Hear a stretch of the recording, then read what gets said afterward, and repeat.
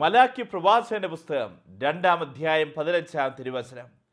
ഏകാത്മാവും ഏക ശരീരവും ആകുവാനല്ലേ ദൈവം നിങ്ങളെ വിളിച്ചിരിക്കുന്നത്. ദൈവഭക്തരായ സന്തതികളെ അല്ലാതെ എന്താണ് ദൈവം നിങ്ങളെന്ന് ആഗ്രഹിക്കുന്നത്? ദമ്പതികളെ നോക്കിക്കൊണ്ട് മലാക്കി പ്രവാചകൻ പറയുക, എന്താണ് നിങ്ങളുടെ വിളി? വ്യക്തമായിട്ട് വചനത്തെ കാണാൻ സാധിക്കും. ദമ്പതികളെ ഏകാത്മാവും ഏക ശരീരവും ആകുവാനല്ലേ ദൈവം നിങ്ങളെ വിളിച്ചിരിക്കുന്നത്. അടുത്ത വചനമാണ്, ദൈവഭക്തരായ സന്തതികളെ അല്ലാതെ എന്താണ് ദൈവം നിങ്ങളെന്ന് ആഗ്രഹിക്കുന്നത്. ഈ കാലഘട്ടത്തിലെ മാതാപിതാക്കൾ ആത്മപരിശോധന ചെയ്യണം. ഞാൻ എൻ്റെ മക്കളെ എൻ്റെ ഇഷ്ടത്തിനനുസരിച്ചാണ് വളർത്തിക്കൊണ്ടുവരുന്നത്, അല്ലെങ്കിൽ ദൈവത്തിൻ്റെ ഇഷ്ടത്തിനനുസരിച്ചാണ്? ഓരോരുത്തരുടെയും ഉള്ളിൻ്റെ ഉള്ളിൽ വലിയ സ്വപ്നമുണ്ട്. നല്ല സ്കൂളിൽ വിട്ട് പഠിപ്പിക്കണം, ദേവമാത സ്കൂളിൽ വിട്ട് പഠിക്കണം, കാർമൽ സ്കൂളിൽ വിട്ട് പഠിപ്പിക്കണം. നല്ല കാര്യം, ഏറ്റവും നല്ല സ്കൂളുകളിൽ വിട്ട് പഠിപ്പിക്കണം, നല്ല മാർക്ക് മേടിക്കണം. അതിനുശേഷം ഫുൾ A+ കിട്ടുമ്പോൾ നാട്ടിൽ വലിയൊരു ഫ്ലെക്സ് ഉയർത്തണം. അത് കഴിഞ്ഞ് മക്കൾക്ക് വീണ്ടും ഉപരിപഠനത്തിന് വിടണം. അതിനുശേഷം അവർക്കൊരു ജോലി കിട്ടണം. ജോലി കിട്ടിക്കഴിഞ്ഞാൽ ഒരുപാട് പണം ഉണ്ടാക്കണം. ഇതാണോ നമ്മുടെ ജീവിതത്തിൻ്റെ ലക്ഷ്യം? എത്ര മാതാപിതാക്കൾക്ക് ഈ പഠിക്കേ എന്ന് പറഞ്ഞ് മാതാപിതാക്കൾ മക്കളെ നിർബന്ധിക്കുമ്പോൾ അതുപോലെ തന്നെ മക്കളെ ദൈവഭക്തിയിൽ വളർത്തിക്കൊണ്ടുവരാൻ സാധിക്കുന്നുണ്ട്. മക്കളെ പഠിക്കണം, അത് അവരുടെ ഉത്തരവാദിത്വം തന്നെയാണ്. മാതാപിതാക്കൾ മക്കളെ നല്ലപോലെ പഠിപ്പിക്കണം. ഇതുപോലെ തന്നെ പഠിക്കാതിരുന്നാലും അതിൻ്റെതായ ബുദ്ധിമുട്ടുകൾ നമുക്കറിയാം. എന്നാൽ പ്രിയപ്പെട്ടവരെ, മാതാപിതാക്കളുടെ പ്രഥമവും പ്രധാനവുമായ കർത്തവ്യവുമാണ് മക്കളെ ദൈവഭക്തിയിൽ വളർത്തിക്കൊണ്ടുവരിക എന്നുള്ളത്. ഈ കാലഘട്ടത്തിൽ നമ്മളത് പരിശോധിക്കണം. എൻ്റെ കുഞ്ഞിനെ ഒരപ്പൻ എന്ന നിലയിൽ, അമ്മ എന്ന നിലയിൽ ദൈവഭക്തിയിൽ വളർത്തിക്കൊണ്ടുവരാൻ സാധിച്ചിട്ടുണ്ടോ? നമ്മുടെ മക്കൾ വിശുദ്ധ കുർബാനയിൽ പങ്കെടുക്കാൻ വേണ്ടി തീഷ്ണത കാണിക്കുന്നുണ്ടോ? ഈ ക്ലാസ്സില്ലാത്ത ദിവസങ്ങളായി ആ ദിവസങ്ങളിൽ മക്കൾ വിശുദ്ധ കുർബാനയിൽ പങ്കെടുക്കുന്നുണ്ടോ? 2 ആഴ്ച കൂടുമ്പോൾ എൻ്റെ മക്കൾ കുമ്പസാരിക്കുന്നുണ്ടോ? എല്ലാ ദിവസവും എൻ്റെ മക്കൾ കുടുംബ പ്രാർത്ഥനയിൽ എങ്ങനെയാണ് പങ്കെടുക്കുന്നത്? അതുപോലെ തന്നെ അത് കഴിഞ്ഞ് കഴിയുമ്പോൾ ഈ മക്കൾ അപ്പൻ്റെയും അമ്മയുടെ അടുക്കൽ വന്ന് സ്തുതി കൊടുക്കുന്നുണ്ടോ? മക്കളെ ദൈവഭക്തിയിൽ വളർത്തിക്കൊണ്ടുവരുന്നതിന് ഈ കാലഘട്ടത്തിലെ മാതാപിതാക്കളെ നമ്മൾ പരാജയപ്പെട്ടു പോകുന്നുണ്ടോ? ഇതുപോലെ തന്നെ നമ്മൾ പരിശോധിക്കേണ്ടതാണ്. നമ്മുടെ മക്കൾ 8-ാം ക്ലാസ് പഠിക്കുന്നു, 9-ാം ക്ലാസ് പഠിക്കുന്നു, 10-ാം ക്ലാസ് പഠിക്കുന്നു, 11-ാം ക്ലാസ് പഠിക്കുന്നു, 12-ാം ക്ലാസ് പഠിക്കുന്നു.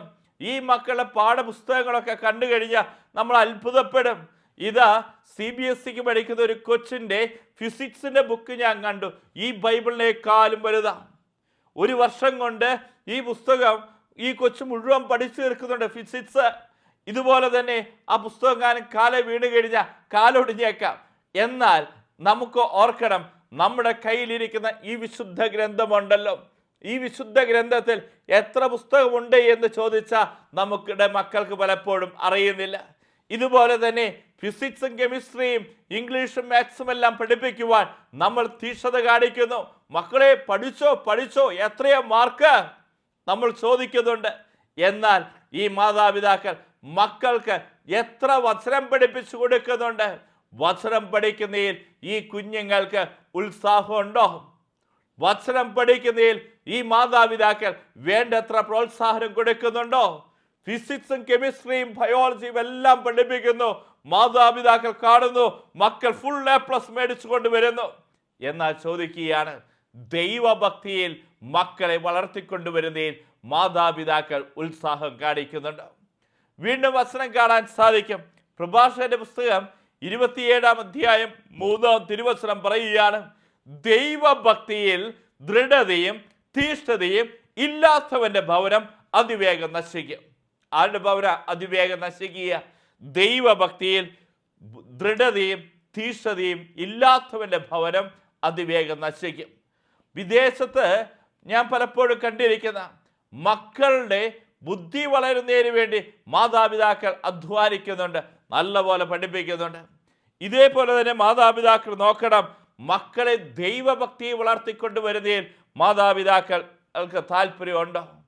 ബുദ്ധി വളർന്നു, അതിനുശേഷം ഈ കാലഘട്ടത്തിൽ നമ്മൾ കണ്ടിട്ടുണ്ട്, ജീവിതത്തിൻ്റെ അന്ത്യസമയങ്ങളിൽ ഒരുപാട് മാതാപിതാക്കൾ കണ്ണീര് പൊഴിച്ചുകൊണ്ടിരിക്കുക മക്കളെ ഓർത്ത്. റാഹേൽ തൻ്റെ സന്താനങ്ങളെ ഓർത്ത് വിലപിക്കുന്നു.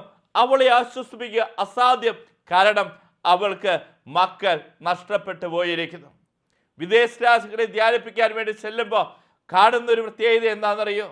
വർഷങ്ങൾക്ക് മുമ്പ് നമ്മുടെ നാട്ടിൽ നിന്ന് കുടിയേറിയിരിക്കുന്നവരാ അമേരിക്കയിലും കാനഡയിലും UK എത്തിയിരിക്കുന്നവർ. ആദ്യകാലത്ത് ഈ അമേരിക്കൻ പാസ്പോർട്ടും പിടിച്ച് അവിടെ ചെന്നു. ഇതിന് ശേഷം കാണാൻ സാധിക്കും അവിടെയൊക്കെ ജീവിതങ്ങളിൽ മക്കൾ നഷ്ടപ്പെട്ടു പോയിരിക്കുന്ന അവസ്ഥ. ഒരു ജോലി, 2 ജോലി, 3 ജോലി, ഈ 3 ജോലി 2 ജോലിയും ചെയ്യാൻ വേണ്ടിയുള്ള നെട്ടോട്ടത്തിൽ ഈ മക്കളെ ദൈവഭക്തി വളർത്തിക്കൊണ്ടുവരാൻ സാധിച്ചില്ല. ഇന്ന് മക്കൾക്ക് വിശ്വാസ ജീവിതമില്ല, പ്രാർത്ഥന ജീവിതമില്ല. ആണും തമ്മിൽ കല്യാണം കഴിച്ചിരിക്കുന്നു, പെണ്ണും തമ്മിൽ കല്യാണം കഴിച്ചിരിക്കുന്നു. ഏത് മതമായ എന്താ, ഏത് വിശ്വാസമായ എന്താ, ഇങ്ങനെ പോയാൽ പോരെ. ഇങ്ങനെയുള്ളൊരു വിശ്വാസം പോലും, ഇങ്ങനെയൊരു സംസ്കാരം പോലും നമ്മുടെ മലയാളി മക്കളുടെ ഇടയിൽ ഈ കാലഘട്ടത്തിൽ രൂപപ്പെട്ടു വന്നിരിക്കുക. ഇവിടെയാണ് നമുക്ക് വ്യക്തമായി വചനം പറയുന്നത്. സുഭാഷിത പുസ്തകം 22-ാം അധ്യായം 6-ാം തിരുവചനം, ശൈശവത്തിൽ തന്നെ നടക്കേണ്ട വഴി പരിശീലിക്കുക, എന്നാൽ വാർദ്ധക്യത്തിലും അതിൽ നിന്ന് വ്യതിചലിക്കുകയില്ല. ശൈശവത്തിൽ തന്നെ ഈ കുഞ്ഞിനെ നടക്കേണ്ട വഴി പരിശീലിപ്പിക്കുക, എന്നാൽ വാർദ്ധക്യത്തിലും അതിൽ നിന്ന് വ്യതിചലിക്കുകയില്ല. ജെറുസലേം ധ്യാന കേന്ദ്രത്തിലെ മനോഹരമായിട്ടുള്ള ശുശ്രൂഷയാണ് ബൈബിൾ ഗ്രാമം. എന്താണ് ഈ ശുശ്രൂഷയുടെ പ്രത്യേകത? സ്കൂളിൽ പോകുന്നേക്കാൾ മുമ്പുള്ള കാലഘട്ടം എന്ന് വെച്ചാൽ KG 3 വയസ്സിനും 4 വയസ്സിനും ഇടയിലുള്ള കാലഘട്ടം. ഈ കാലഘട്ടത്തിൽ കുഞ്ഞുങ്ങളെ ജെറുസലേം ധ്യാന കേന്ദ്രത്തിൽ മാതാപിതാക്കൾ കൊണ്ടുപോയി വിടുക. രാവിലെ 9 മണിക്ക് ഈ കുഞ്ഞുങ്ങൾ വന്നാൽ വൈകുന്നേരം 3 മണി വരെ ഈ കുഞ്ഞുങ്ങൾ വചനം പഠിക്കും. ഈ ശുശ്രൂഷയെ വിളിക്കും ബൈബിൾ ഗ്രാമം ശുശ്രൂഷ. 1 വർഷം കഴിയുമ്പോൾ ഈ കുഞ്ഞുങ്ങളുടെ പ്രത്യേകത എന്താണെന്നറിയോ? 60, 70, 80 വചനം ഈ 3 വയസ്സിനും 4 വയസ്സിനിടയിലുള്ള കുഞ്ഞുണ്ടല്ലോ, ബൈ ഹാർട്ട് പറയുക. ഈ കുഞ്ഞിൻ്റെ അധരത്തിൽ നിന്ന്, ഹൃദയത്തിൽ നിന്നും ദൈവത്തിൻ്റെ വചന. ഞാൻ പലപ്പോഴും ശ്രദ്ധിച്ചിട്ടുണ്ട്, കുഞ്ഞിൻ്റെ ഉള്ളിൽ ഇത്രമാത്രം വചനം ഉണ്ടെങ്കിലും മോനെ ഒരു വചനം പറയാൻ പറഞ്ഞു കഴിഞ്ഞാൽ എന്നെ അത്ഭുതപ്പെടുത്തിയത് ആ വ്യക്തിക്ക് ആവശ്യമുള്ള വചനമായിരിക്കും ആ കുഞ്ഞ് വ്യക്തമായിട്ട് ആ സമയത്ത് പറയുക. കാരണം ദൈവത്തിൻ്റെ പരിശുദ്ധാത്മാവ് ഈ കുഞ്ഞിൽ പ്രവർത്തിക്കുന്നുണ്ട്. ശൈശവത്തിൽ തന്നെ നടക്കേണ്ട വഴി പരിശീലിക്കുക, എന്നാൽ വാർദ്ധക്യത്തിലും അതിൽ നിന്ന് വ്യതിചലിക്കുകയില്ല. പണ്ടൊക്കെ നമ്മുടെ മാതാപിതാക്കൾ മക്കളെ വളർത്തിക്കൊണ്ട് വന്നത് മക്കൾക്ക് അമ്മിഞ്ഞപ്പാൽ കൊടുത്ത്, മക്കൾക്ക് ഭക്ഷണം കൊടുത്ത് എങ്ങനെയായിരുന്നു? അവർക്ക് ഈശോ തമ്പാനെ കാണിച്ചു കൊടുത്തുകൊണ്ടാണ്, ഈശോയുടെ കഥ പറഞ്ഞു കൊടുത്തുകൊണ്ടാണ്, ബൈബിളിലെ കഥ പറഞ്ഞു കൊടുത്തുകൊണ്ടാണ്. ആ ഭക്ഷണം കഴിക്കുന്നതോടൊപ്പം അമ്മിഞ്ഞപ്പാലിനോടൊപ്പം ഈശോയെ നുകർന്ന കുഞ്ഞുങ്ങളായിരുന്നു കഴിഞ്ഞ കാലഘട്ടത്തിലെ കുഞ്ഞുങ്ങൾ. എന്നാൽ ഈ കാലഘട്ടത്തിൽ എന്താ സംഭവിച്ചത്? ഈ കാലഘട്ടത്തിലെ കുഞ്ഞുങ്ങൾ ഭക്ഷണം കഴിക്കണോ, അവൻ്റെ കയ്യിൽ ഒരു മൊബൈൽ ഉണ്ടാവണം, ആ കുഞ്ഞിൻ്റെ കയ്യിൽ ഒരു മൊബൈൽ ഉണ്ടാവണം. ഈ മൊബൈലും പിടിച്ചുകൊണ്ടാണ് ഈ കുഞ്ഞൊന്ന് ഭക്ഷണം കഴിക്കുക, കാർട്ടൂണും കണ്ടുകൊണ്ട്.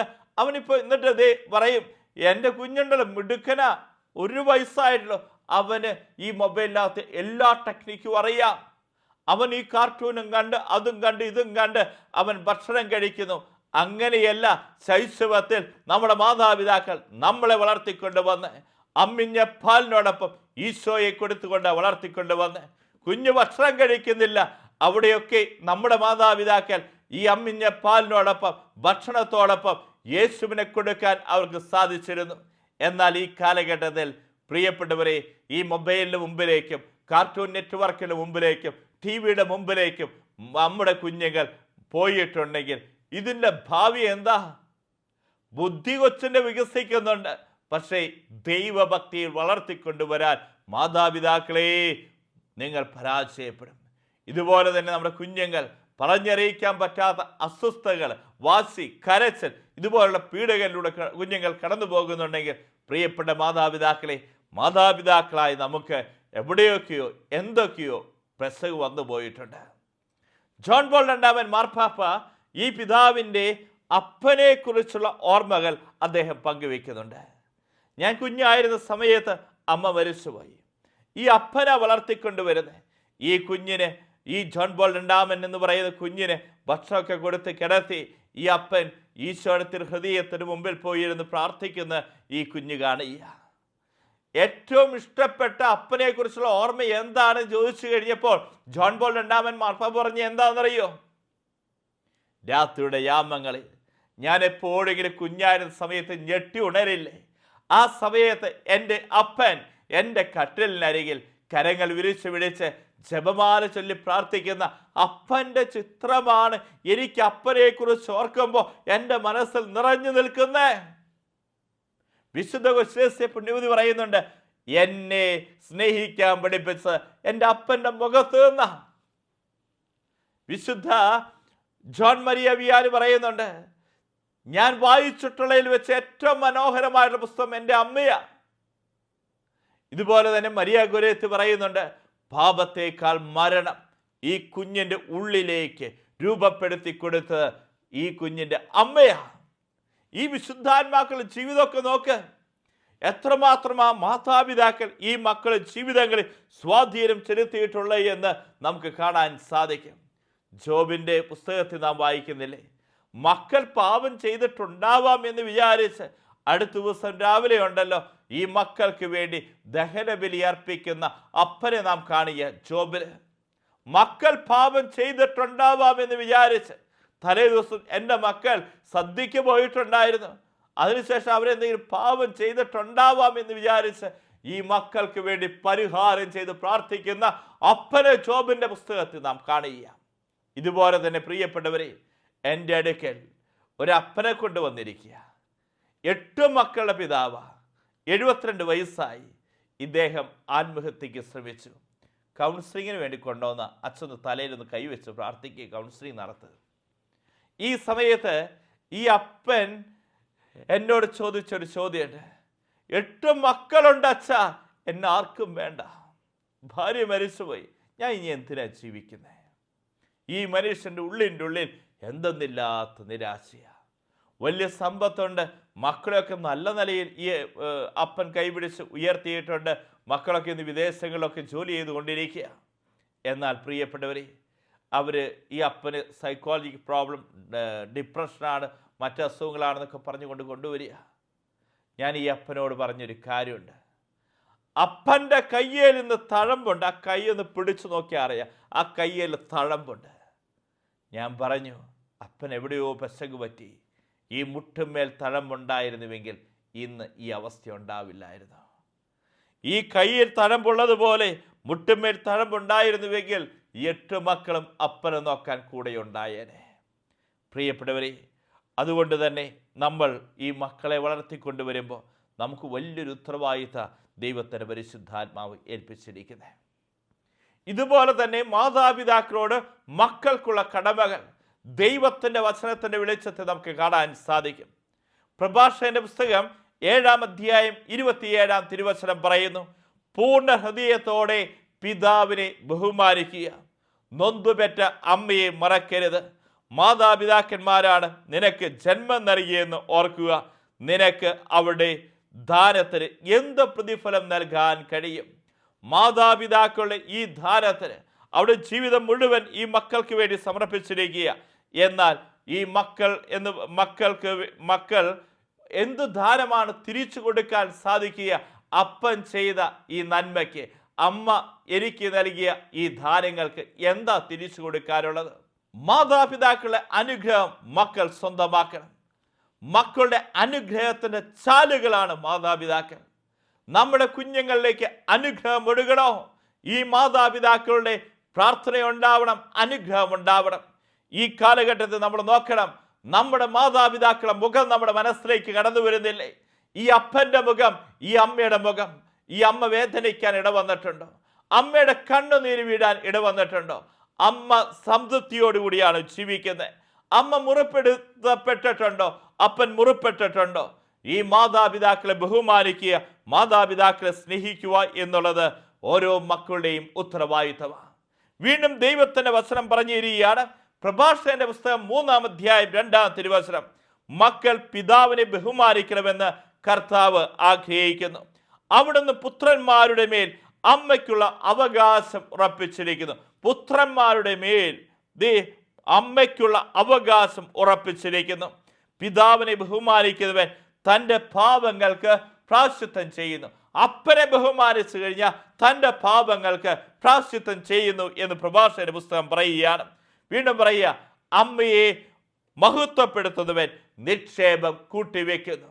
അമ്മയെ മഹത്വപ്പെടുത്തുന്നവൻ നിക്ഷേപം കൂട്ടിവെക്കുന്നു. പിതാവിനെ ബഹുമാനിച്ചാൽ അവൻ ചെയ്ത പാപങ്ങൾക്ക് പരിഹാരമാണ്. ഇതുപോലെ തന്നെ അമ്മയെ മഹത്വപ്പെടുത്തുന്നവൻ നിക്ഷേപം കൂട്ടിവെക്കുന്നു എന്ന് ദൈവത്തിന്റെ വചനം ഓർമ്മപ്പെടുത്തിയ. ഇവിടെയാണ് നമ്മൾ കാണേണ്ടത് മാതാപിതാക്കളായ നമ്മുടെ ഉത്തരവാദിത്വം, അതുപോലെ തന്നെ മക്കൾക്ക് മാതാപിതാക്കൾ കൊടുക്കേണ്ട ബഹുമാനവും ആദരവും. ഏതാനും നാളുകൾക്ക് മുമ്പ് ഒരു വീട് വെഞ്ചരിക്കാൻ പോയിരിക്കുക. ആ വീട് വലിയ വീടാണ്. അവരെന്നോട് പറഞ്ഞു, അച്ഛാ 2 മക്കളുള്ള മൂത്ത മോൻ അവൻ MBBS കഴിഞ്ഞു, MD കഴിഞ്ഞു, അവന് ജോലിയുണ്ട്, പക്ഷെ വിവാഹം നടക്കുന്നില്ല അച്ഛാ. പ്രായം 35 കഴിഞ്ഞിരിക്കുക. അപ്പൻ്റെയും അമ്മയുടെ നൊമ്പരം.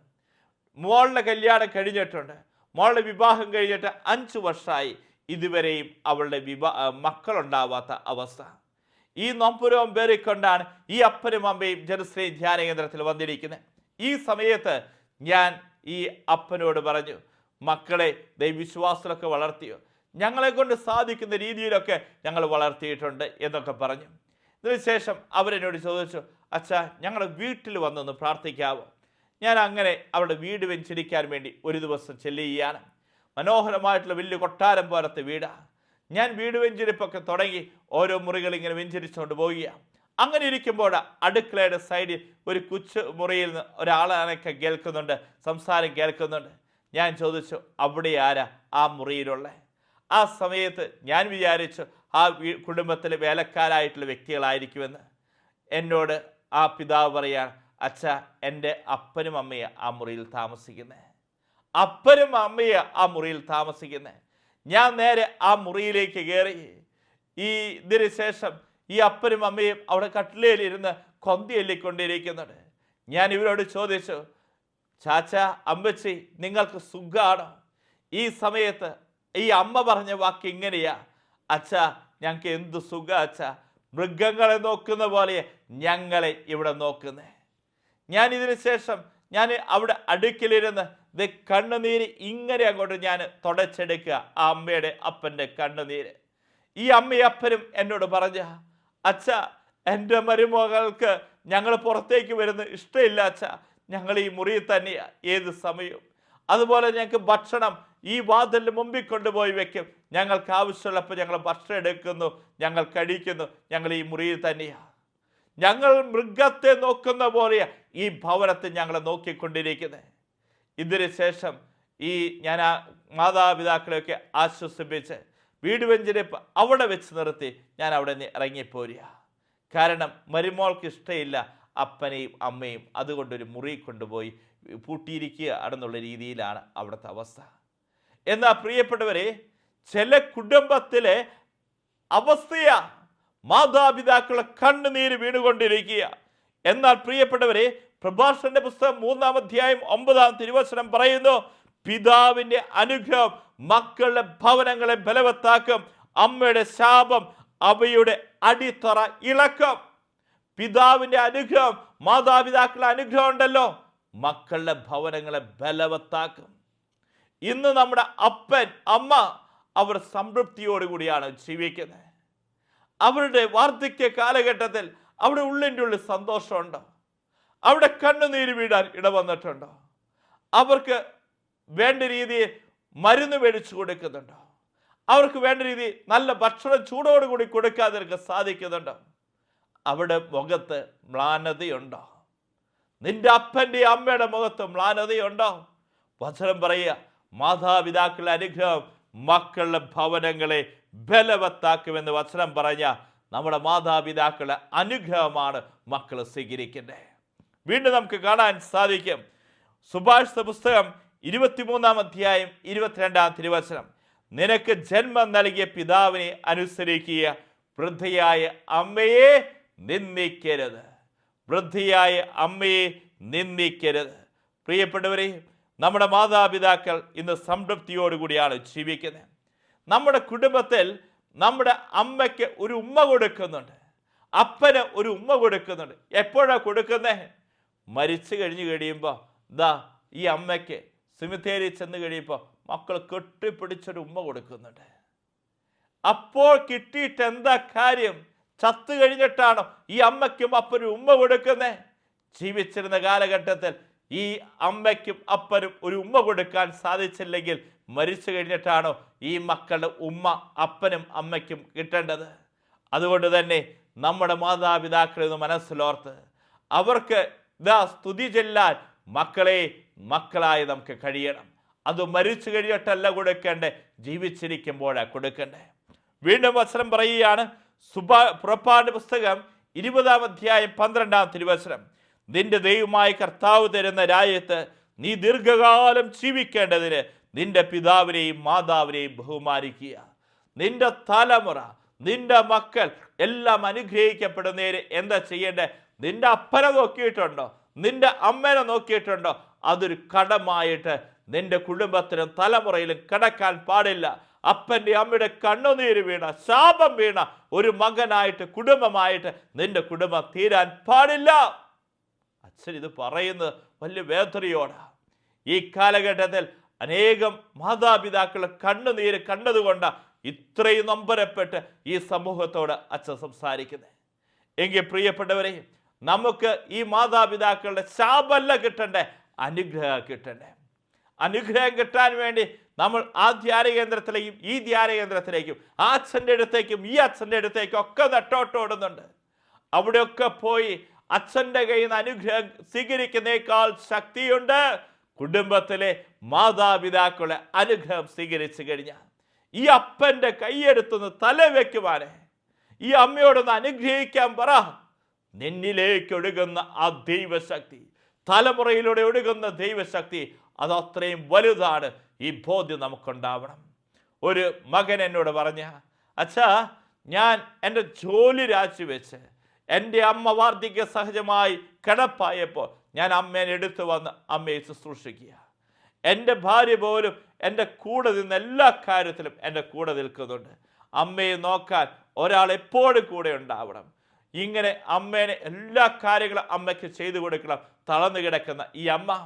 എന്നാൽ ഒരു ദിവസം ഈ അമ്മ പറയുക, മോനെ, നീ എൻ്റെ കൈയെടുത്ത് നിൻ്റെ തലയിലൊന്ന് വെക്ക്. ഈ മകൻ പറയുക, ഞാൻ അമ്മയുടെ കൈയെടുത്ത് എൻ്റെ തലയിൽ വെച്ചു, ഇങ്ങനെ പിടിച്ചു. ഇതിനു ശേഷം ഈ അമ്മ എന്തൊക്കെയോ പ്രാർത്ഥിക്കുന്നുണ്ട്. എന്താണെന്നൊന്നും എനിക്ക് മനസ്സിലാവുന്നില്ല. അമ്മ കുറച്ചു നേരം തലയിൽ കൈവച്ചു ഇങ്ങനെ അമർത്തി പിടിച്ച് ഈ അമ്മ എൻ്റെ തലയിൽ കൈവച്ച് അനുഗ്രഹിച്ചു. ഇതിനു ശേഷം ഈ മകൻ പറയുക, ഏതാനും ദിവസം കഴിഞ്ഞപ്പം എൻ്റെ അമ്മ മരിച്ചു. എന്നാൽ പിന്നീട് എൻ്റെ ജീവിതത്തിൽ എന്തെന്നില്ലാത്ത വളർച്ചയാണ്. ഞാൻ തുടങ്ങി വെച്ച ബിസിനസ്സുകൾ ഇത്രയും മനോഹരമായി പോയിട്ടുണ്ടെങ്കിൽ അതിന് കാരണം എൻ്റെ അമ്മയുടെ അനുഗ്രഹമാണ്. പ്രിയപ്പെട്ടവരെ, എഫെസോസുകാർക്ക് എഴുതിയ ലേഖനം 6-ാം അധ്യായം 1-ാം തിരുവചനം പറയുന്നു, കുട്ടികളെ, കർത്താവിൽ നിങ്ങൾ മാതാപിതാക്കന്മാരെ അനുസരിക്കുവിൻ, അത് ന്യായവും യുക്തവുമാണ്. നിങ്ങൾക്ക് നന്മ കൈവരുന്നതിനും ഭൂമിയിൽ ദീർഘകാലം ജീവിക്കുന്നതിനും വേണ്ടി മാതാവിനെയും പിതാവിനെയും ബഹുമാനിക്കുക.